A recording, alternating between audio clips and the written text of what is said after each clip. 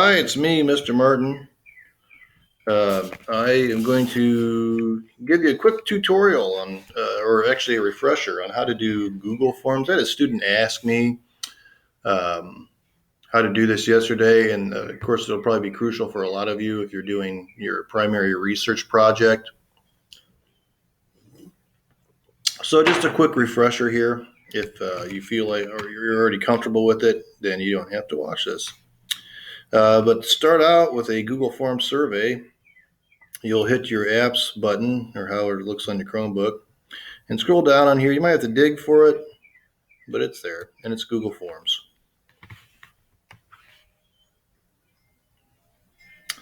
And you're going to create a new form here. Blank quiz. Actually, let's just do blank. Maybe I don't want a quiz. I'm just doing blank. Anyway, you'll name your quiz. One moment, please. There we go. Corona virus survey. Do the same thing here.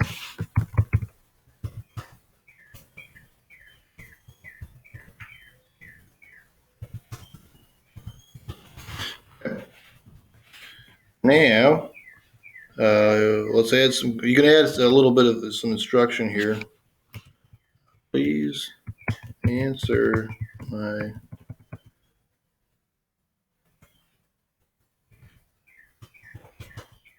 survey so I don't get an F. AF. Okay, now it's time to add some questions.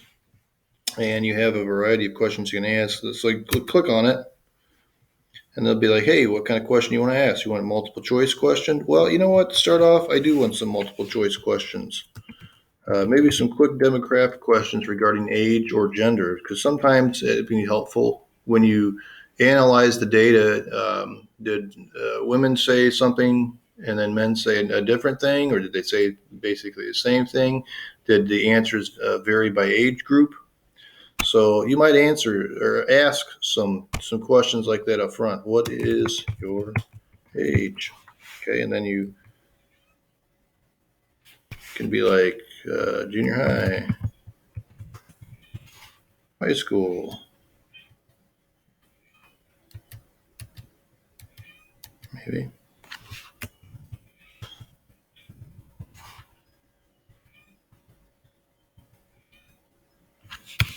College, and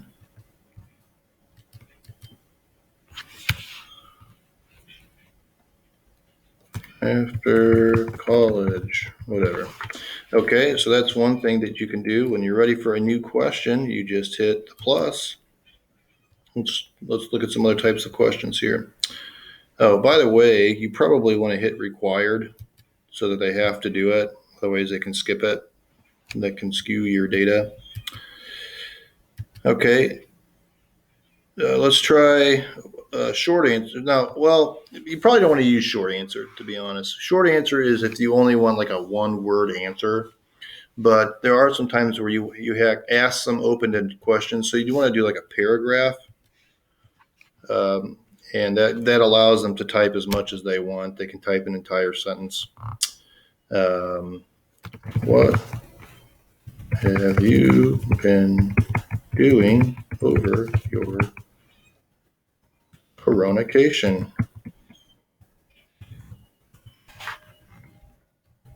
They can text their answer there.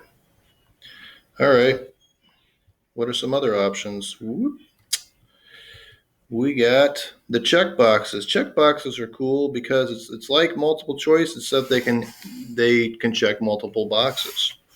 So check all the things you've enjoyed over your coronation.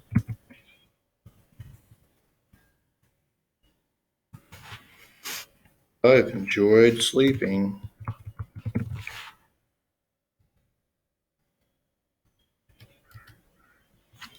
Netflix, et cetera, et cetera.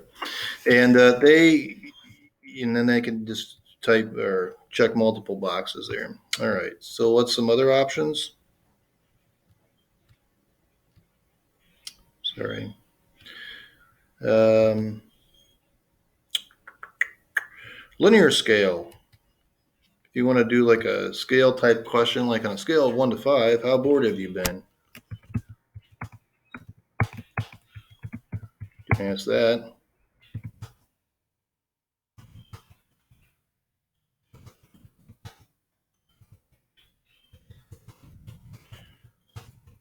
It's important to always qualify what you mean by your scale here. So you might say, uh, with 1 being not bored at all, and 5 being bored to death. Could anybody really be bored to death? I don't know if it's possible. Okay. And you label it. You're supposed to label it in here. So let's see. Not bored. Super bored. That's a linear question. And it shows up like that. Kind of cool. And I think that's about it. There's some other things that are like grid boxes and check boxes, and I haven't really played around with them too much. If you want to experiment with them, you can. All right, some other cool stuff here. Maybe you want to format your quiz, make it look pretty. You can choose an image, you can choose a color. I'm going to do parties.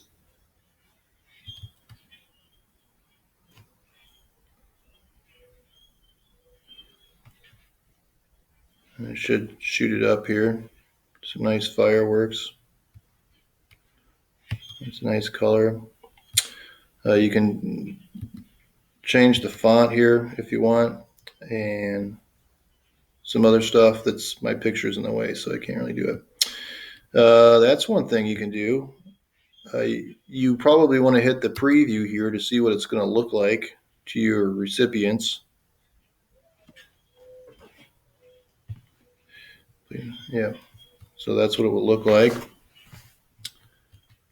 And hit this gear thing. Probably the most important thing here. Number one, do you want to collect email addresses? If you want it to be anonymous, no. If you want to be able to trace back a response to a respondent, then yes, you do want your emails. But the most important thing is this one. You probably want people outside of the school district to be able to answer your survey, so you probably click off of that. You want them to be able to edit after the submit? No, because they're just going to screw around. And see summary charts and text responses. Well, I guess they can kind of see what other people have written. They won't know them by name, but they can kind of see what other folks have been up to. Do you want to show a link to submit another response? No, because they can't submit another response. You don't want to shuffle the question order or show progress bar. I don't think that's necessary. This is not a quiz, and so they don't need any of this stuff. Yay. All right, so the quiz is made. We've got it set up the way we want it. Now you just have to share it. So hit this send button, and what I would do is just share the link with people. And you can just copy and paste this link. And I mean, if they should just be able to get right to it. I mean, if I put this link in here, it should take me to my Corona quiz here. Let's check it out. There it is. It works. What else was I going to share with you? Okay. Let's try something. How do you look at your answers? How do you look at your data? Well, you will pull it back up here.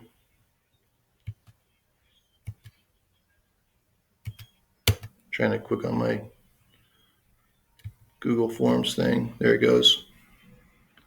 And it should be in my drive.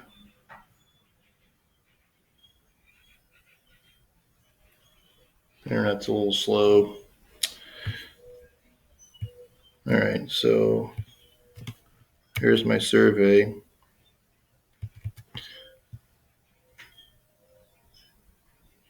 All right, so it should, once you pull it up again, it should say responses.